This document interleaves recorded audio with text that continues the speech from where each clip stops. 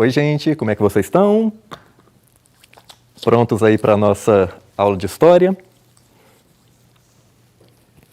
Então, vocês já sabem, já me conhecem, eu sou o professor Fabrício. Vamos então continuar. O nosso tema do mês de outubro é a relação sociedade e natureza. Dessa vez, vamos usar o tema como uma metáfora para pensarmos sobre como o Brasil foi se construindo enquanto um país independente de Portugal. A maneira que as pessoas hoje se colocam frente à natureza é muito parecida com a maneira como muitos governantes brasileiros, no nosso caso, na figura do imperador Dom Pedro I, se colocam frente à população, frente àqueles que estão fora do seu grupo de amigos e aliados. Venha comigo então, que eu vou explicar melhor essa comparação.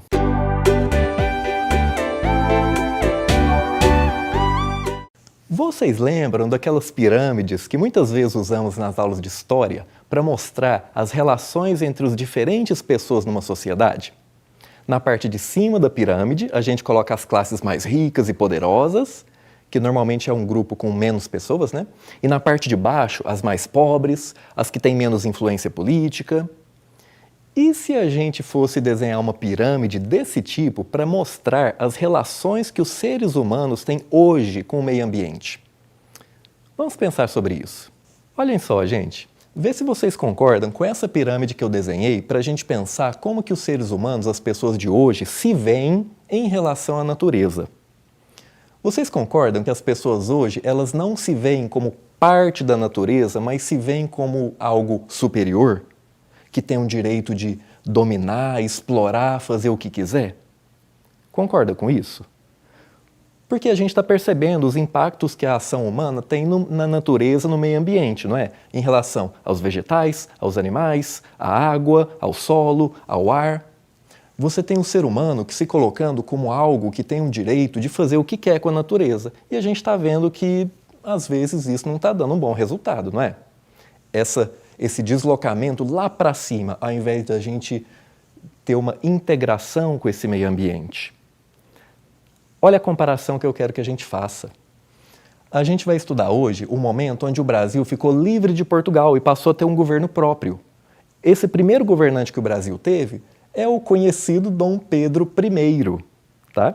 O Dom Pedro, a gente vai estudar como é que foi o governo dele. Olha a coroa aqui. Ele era o imperador do Brasil. E ele se colocou, enquanto governante, lá em cima, separado, junto com seus apoiadores, normalmente gente rica e poderosa, tipo fazendeiros, donos de escravos, mineradores, políticos muito poderosos, lá em cima, bem longe do restante da sociedade. Eu quero dizer, os indígenas, os negros, ainda havia a escravidão no tempo dele, tá?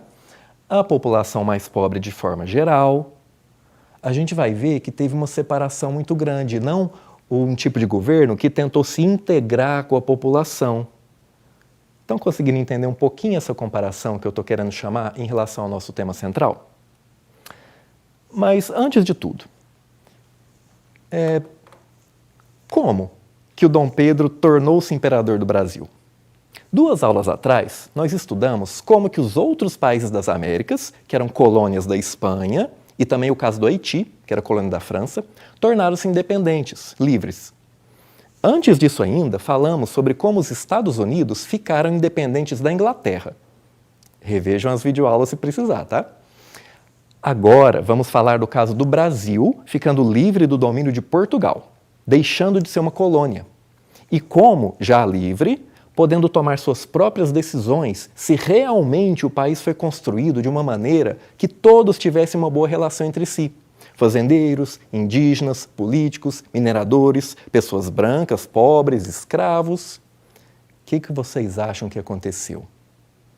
Bom, a nossa história começa com um sujeito que já é nosso velho conhecido aqui. Me acompanhem. A nossa história da independência do Brasil começa com alguém que a gente já mencionou 2 aulas atrás, que é o Napoleão Bonaparte. Vocês estão lembrados? O imperador da França? Eu apresentei para vocês também esse mapa que vocês estão vendo à sua direita. O que eu havia explicado? Deixa eu te ajudar. O Napoleão Bonaparte, ele começa uma vez que ele se torna imperador da França, nessa data de 1799, ele começa a invadir, ele começa a dominar os países ao redor do país dele, da França. Essa parte que está em amarelo. Ele invade e domina, lembram? A Itália, a Espanha. Lembra que ele tira o rei da Espanha e coloca o irmão dele para governar? Ele invade uma parte onde hoje é a Alemanha. Ele começa a tentar pegar toda a Europa sob seu domínio. Só que tinha, essa parte é nova, eu ainda não expliquei, só que tinha um país que ele tinha que dominar se ele quisesse cumprir esse sonho dele de conquistar toda a Europa, mas ele não estava conseguindo. Olha esse mapa aqui. O país que estava dando um trabalho danado para o Napoleão conseguir enviar seus exércitos e pegar para ele aquele país e dominar aquele país era a Inglaterra. Nesse mapa aqui, a Inglaterra fica nessa área que está escrito Reino Unido. Vocês sabem a diferença entre Inglaterra e Reino Unido? É assim, o Reino Unido, na verdade, são 4 países que têm o mesmo rei, ou hoje em dia, uma rainha. A Inglaterra, o país de Gales, a Escócia e a Irlanda do Norte. Todos eles têm como rainha, atualmente, a Elizabeth II. Tá? Isso é o Reino Unido. Dos 4, a Inglaterra é o mais importante, é o mais rico, é o mais industrializado e é onde fica a sede da monarquia. Tá? Por isso é que vocês veem escrito nos mapas Reino Unido. Nesse caso, a Inglaterra é porque comandava os outros que faziam parte desse reino. Tá? Só que o Napoleão, ele tentava mandar seus soldados através de navios, porque percebem que o Reino Unido é uma ilha, para poder tentar invadir aquele território. Só que a marinha da Inglaterra era muito mais poderosa do que a marinha francesa de Napoleão. Ele não conseguia de maneira nenhuma chegar lá, no território mesmo, para tentar dominar como ele tinha feito com os países ao redor que eu apontei para vocês. Então ele tem um plano. Como que eu vou derrotar a Inglaterra? O plano dele é esse título que eu coloquei para vocês aqui em cima, Bloqueio Continental. O Napoleão pensa assim, já que eu não consigo entrar na força através da minha marinha, que é mais fraca do que a Inglaterra, eu vou, olha essa linha amarela, eu vou dar uma ordem para todos os outros países da Europa. Vocês estão proibidos de vender produtos para a Inglaterra e de comprar produtos feitos na Inglaterra. Como ela é uma ilha, vai começar a faltar minério de ferro, vai começar a faltar madeira, vai começar a faltar alimentos, remédios. Quando ela estiver bem fraca por falta de produtos por causa do meu bloqueio que eu fiz, meu bloqueio comercial, aí eu ataco. Conseguiram entender esse plano do Napoleão? Bloqueio do comércio com o continente europeu para enfraquecer a Inglaterra, certo? Mas a Inglaterra tinha feito a sua Revolução Industrial. Vocês estão lembrados da última aula? E naquela época ela já tinha uma grande força comercial e industrial, além de marítima. A maioria dos países europeus era muito dependente dos seus produtos, dos empréstimos que ela fazia, da compra de matéria-prima que ela fazia também. Então, alguns desses países europeus acabaram por desobedecer a ordem do bloqueio continental de Napoleão.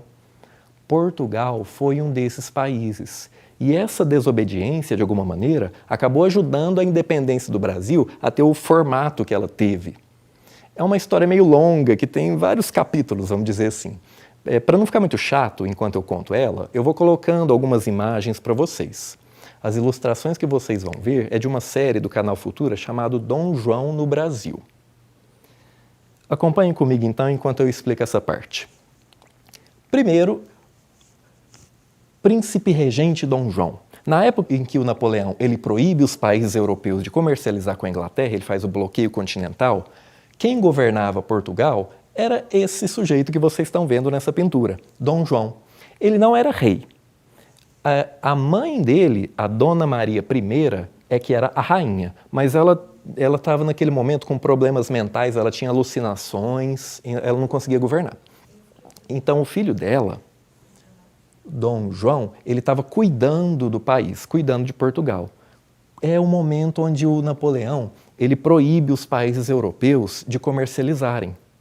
E ele prometia, quem me desobedecer, eu vou pegar meus exércitos e vou invadir esse país desobediente. Só que Portugal acabou desobedecendo Napoleão, falou ativamente que não ia obedecer o bloqueio continental. Ele era um país, Portugal, muito dependente do comércio inglês. Sabe o que aconteceu? O Napoleão manda soldados invadir Portugal, como uma represália. O que a família real, comandada pelo Dom João, faz? Eles fogem vindo para o Brasil. Isso lá em 1808. Olha a ilustração. Toda a família real portuguesa e toda a nobreza portuguesa, no total foi mais de 10 mil pessoas, entram em navios. Enquanto estão vindo as tropas de Napoleão pelo lado da Espanha, que Napoleão já tinha dominado, toda a família real e a nobreza portuguesa fogem para o Brasil e larga a população portuguesa lá para se virar com os soldados de Napoleão. Tá? A Inglaterra ajuda nessa fuga. 4 navios de guerra ingleses vão escoltando, vão acompanhando os navios portugueses na viagem até o Brasil, para que não tivesse perigo do Napoleão querer capturar Dom João. Certo? Só que vocês acham que a Inglaterra ia fazer essa ajuda à toa? Acho que não, né? Ela pediu um pequeno, na verdade um grande favor para o Dom João. Olha essa parte aqui que eu coloquei agora. Ela pediu que no primeiro momento em que Dom João chegasse ao Brasil, e eles chegaram em Salvador, na cidade de Salvador, Dom João assinasse, olha a ilustração, um decreto de abertura dos portos. Significa o seguinte: até esse momento aqui, só Portugal tinha o direito de vir com seus navios até o Brasil e comprar os produtos brasileiros. O açúcar, o algodão, que também era plantado aqui, o tabaco. Só Portugal também tinha direito de vender produtos para os brasileiros. O que a Inglaterra está pedindo em troca da ajuda na fuga de Dom João? Que ele abrisse os portos brasileiros para que os navios ingleses pudessem vir vender produtos para cá e comprar os produtos brasileiros. Lembra da Revolução Industrial, que a Inglaterra tinha passado, ela estava com muitos produtos para ser vendidos e o Brasil era um grande mercado consumidor. O Dom João teve que aceitar. A partir desse momento, os ingleses começaram a vender produtos para o Brasil. O Dom João, com toda a sua família, eles ficaram morando no Rio de Janeiro. A família dele, principalmente a esposa dele, não gostou muito de Salvador, achou muito quente, não gostou do clima. O Rio de Janeiro se torna, recebendo toda a comitiva da nobreza lá de Portugal junto com Dom João, se torna a capital não só do Brasil, mas de todo o Império Português. É esse momento onde Rio de Janeiro se torna essa cidade tão importante para o Brasil, igual é hoje. Tá? Aqui está representando a recepção que o Dom João teve naquele momento, 1808. Tá? E eles ficaram, toda a família real portuguesa, ficaram morando no Brasil enquanto a Europa estava sendo dominada por Napoleão. Desde 1808 até essa data, 1815, que eu coloquei para vocês. Muitos anos. Quando o Dom João, ele recebe uma carta, uma notícia de que finalmente o Napoleão foi derrotado lá na Europa. Ele tentou invadir a Rússia, mas não deu conta. O Napoleão perdeu essa guerra e depois a Inglaterra foi lá e prendeu o Napoleão. Então Dom João podia voltar. Ele podia voltar lá para Portugal para governar como ele fazia antes. Só que teve um problema. O Dom João, ele não estava querendo voltar para Portugal. Lembra do jeito que ele veio fugido e largou a população? Ele tinha um certo receio de voltar para Portugal e a população está revoltada com ele. Faz sentido, né? Sabe o que ele fez, então? Ele teve que tomar uma decisão. Por quê? Porque ele não podia mais, uma vez que Napoleão foi derrotado e Portugal estava livre, ele não podia ficar morando mais no Brasil e comandando Portugal ao mesmo tempo. Por quê? Porque o Brasil era uma colônia, estava um degrauzinho abaixo de Portugal. Ele não podia morar em um país menor e comandar de longe Portugal, que era um país maior. Sabe o que ele fez para continuar morando no Brasil?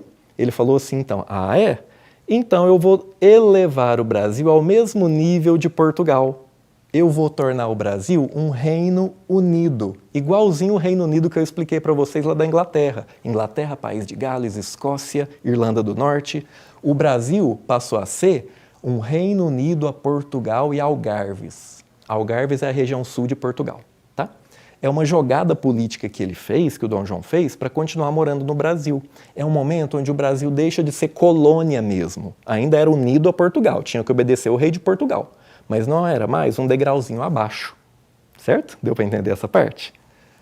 Só que o pessoal de Portugal, é claro que não gostou dessa história. Além do rei deles não estar morando lá, preferiu ficar morando no Brasil, eles perderam esse domínio que Portugal tinha, os comerciantes que tinham exclusividade com o comércio no Brasil, perderam esse direito. E eles não gostaram nada disso. 5 anos depois, olha só o título, começa uma revolta, uma revolução que eles chamam, lá na cidade do Porto. Isso aqui é o nome de uma cidade muito importante de Portugal, tá? E eles mandam, começa essa revolta lá, e eles mandam um recado para o Dom João aqui no Brasil. Ou você volta, Vossa Majestade, ou a gente escolhe outra pessoa para ser o nosso rei. Ele ficou numa situação meio difícil, não é?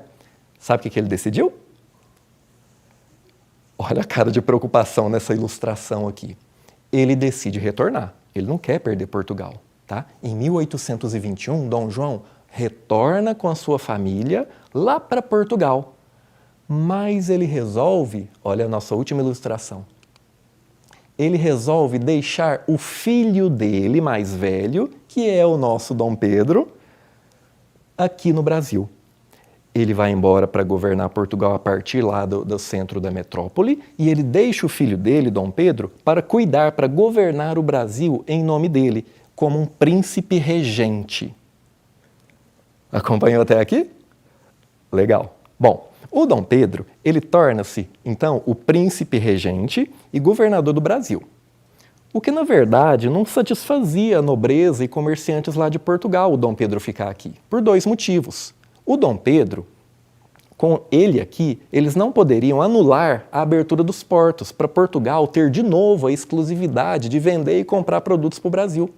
Além do que, quando Dom João morresse, o próximo rei seria o Dom Pedro.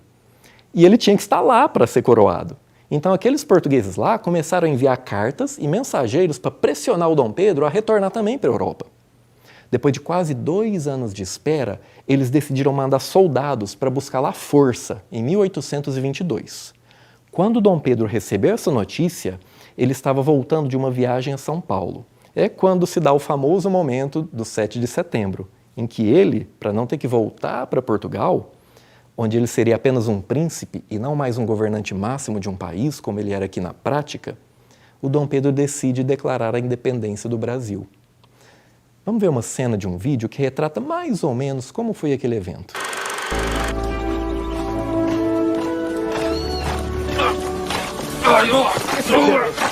Deve ter visto alguma fêmea, já faz uma semana desde a última. Não, Pasto, não.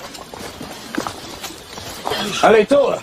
A leitoa! A leitoa do Bonifácio é mortal. Não pode ter ele só entranhas de ferro. É engraçado, não sinto nada. É o estômago dos pobres, meu caro. Fica tanto tempo vazio que segura qualquer coisa. Essa leitoa conseguiu o que nem todas as divisões da Marinha Portuguesa conseguiram.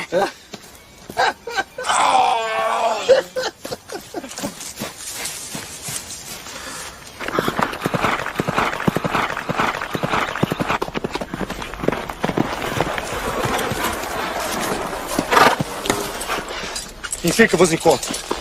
Comunicação urgente da Princesa Leopoldina. O que foi? Comunicação da Princesa Leopoldina. Não está grávida de novo, está, Pedro? Está. Mas isso já sabia há tempos. Deve ser coisa de meu pai. O que foi? Ordens de Portugal? O rei Dom João capitulou. Anula a nomeação do Conselho de Procuradores do Brasil. E os governadores locais devem se reportar diretamente a Lisboa. Até os processos de justiça devem se resolver em Portugal. De regente, transforma-me num bedel das cortes. Tira-me qualquer poder. Me manda uma divisão da Marinha para garantir o cumprimento das ordens. Nem ministros posso mais escolher. Que o príncipe tem culhões, todos sabem. Dom João mandou-vos uma calça de ferro para amassá-los. O que vais fazer agora, Pedro? Não sei.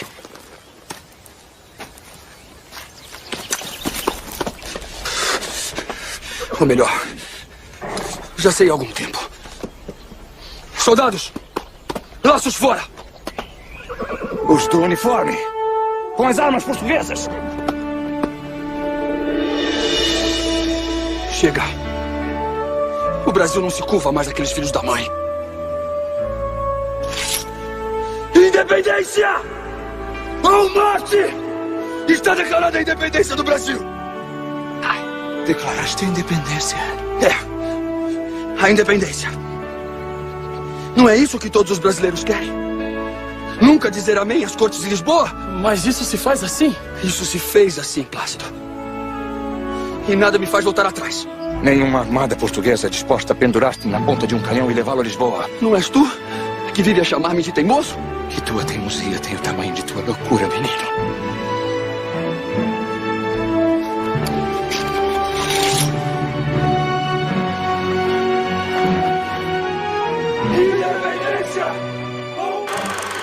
A gente sabe sobre aquele dia através dos relatos por escrito de 4 pessoas que estavam lá naquele momento viajando com Dom Pedro. 3 eram militares, 2 coronéis e um tenente, e um padre que era o conselheiro do príncipe, o padre Belchior. Da cena tem alguns detalhes que são diferentes da realidade conforme a gente tem naqueles relatos. O Dom Pedro estava mesmo com dor de barriga, igual vocês viram, só que na verdade eram 2 mensageiros, não só um. Não foi o Dom Pedro que leu a carta na mão dele, mas era o padre Belchior que leu para ele, porque no momento o Dom Pedro estava ocupado com a dor de barriga dele lá. Tá? Aquela parte que ele manda os soldados arrancar os símbolos de Portugal só aconteceu depois e não na hora da declaração de independência. A expressão independência ou morte também não foi dita naquele momento que ele recebeu a carta, só depois, era uma parte de uma frase, não era um grito solto, igual na cena, certo? Mas tudo isso é detalhe sem tanta importância. O importante mesmo é entender o seguinte: a decisão de libertação do Brasil frente a Portugal não foi de Dom Pedro sozinho ali na hora, como fica parecendo. Ela já tinha sido tomada pelo Conselho de Estado, os políticos de Dom Pedro, e o príncipe só precisava dar a sua confirmação final sobre aquela decisão. A independência do Brasil foi o resultado muito mais de uma briga política de poder. De um lado, a nobreza e os comerciantes portugueses que queriam voltar a controlar o Brasil de forma mais firme, e de outro, os fazendeiros, comerciantes, políticos brasileiros aliados de Dom Pedro, que consideravam que, ficando independentes de Portugal, eles teriam mais liberdade para governar o país, produzir nas fazendas e comercializar como e o que eles quisessem. Infelizmente, não podemos dizer que o objetivo principal deles era melhorar a vida das pessoas que estavam naquela parte de baixo da pirâmide que a gente viu no começo da aula. Para entender isso, vamos estudar como foi o governo de Dom Pedro quando ele tornou-se imperador do Brasil logo depois de declarar a independência. Venha comigo na tela. Olha só, pessoal, o Dom Pedro, ele declara a independência e ele se torna o primeiro governante do Brasil livre. A partir de 1822, ele governa até 1831. A primeira coisa que o Dom Pedro tinha que fazer, enquanto novo governante do Brasil e imperador, era escrever as primeiras leis do Brasil, porque até então o Brasil obedecia às leis feitas em Portugal. Agora que ele é um país livre, precisa de leis próprias. Vamos dar uma olhada como é que eram essas leis para entender um pouquinho como foi o governo dele? Eu coloquei alguns artigos. Olha só, do que ficou conhecido como Constituição de 1824, que são as primeiras leis do Brasil. No artigo 5º, o Dom Pedro colocou que o Brasil tem uma religião oficial. A religião católica é a religião ligada ao governo brasileiro.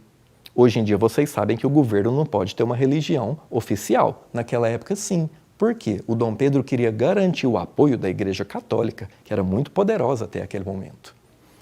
No artigo 11, ele colocou assim: os representantes do povo são o imperador, ele mesmo, e a Assembleia Geral. A Assembleia Geral eram deputados e senadores. Já existia deputados e senadores naquela época.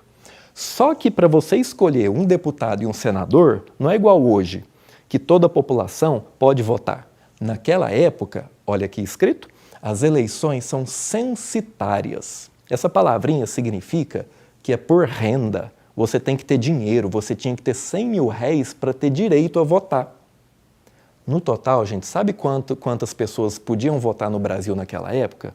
Era mais ou menos 1,5% da população só que tinha dinheiro bastante para votar. Então, relacionando com aquela piramidezinha lá que eu coloquei no começo, a separação dos governantes com o resto da população. Olha esse outro artigo, o 98. O poder moderador, que é do imperador, serve para manter o equilíbrio e a harmonia dos outros poderes. Deixa eu traduzir isso para vocês. O Dom Pedro, ele criou um dispositivo que dava mais poder para ele ainda, que era esse tal desse poder moderador. Funcionava assim. Toda vez que um deputado ou senador fizer uma lei que o Dom Pedro achar que está errada, ou se um juiz tomar uma decisão que o Dom Pedro não concordar, ele tem o direito de anular aquela decisão daquele outro governante, daquele deputado, senador ou até juiz, em nome do equilíbrio e harmonia. Estão percebendo essa separação que o governo brasileiro está criando do restante da população? Não tem um artigo específico, mas a Constituição de 1824, ela manteve a escravidão no Brasil. O país é livre, mas boa parte da população não é livre, tá? Claro que se o Dom Pedro libertasse os escravos, ele perderia o apoio daquela camada super poderosa que eram os fazendeiros, escravistas, mineradores, que também eram donos de escravos. Tá dando para entender um pouquinho como é que foi essa característica do governo de Dom Pedro, essa separação em relação ao cuidado da vida do restante do povo brasileiro? Então, o primeiro reinado, quer dizer, o período em que Dom Pedro I era imperador do Brasil, foi, digamos assim, a inauguração do governo brasileiro como bem centralizador. Os políticos que tinham origem e eram votados só pelas famílias mais ricas de fazendeiros, comerciantes e nobres, não se preocupavam muito em criar meios de ouvir as necessidades das pessoas, ou de alguma forma, de incluir as regiões e populações mais pobres nas decisões do país.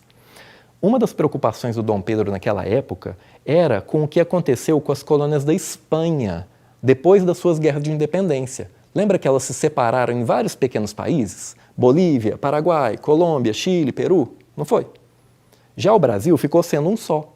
Mas durante o seu governo, o Dom Pedro enfrentou esse tipo de desafio. Algumas regiões queriam se separar, por considerarem que essa supercentralização dos poderes do imperador não estava sendo algo bom para eles. Um exemplo disso foi uma revolta ocorrida no Nordeste brasileiro chamada Confederação do Equador. Um outro exemplo foi a primeira guerra enfrentada pelo Brasil, a Guerra da Cisplatina. Nós vamos estudar esses dois eventos através das atividades do portal, certo? Para terminar a nossa aula, eu só vou contar como terminou o governo do Dom Pedro I.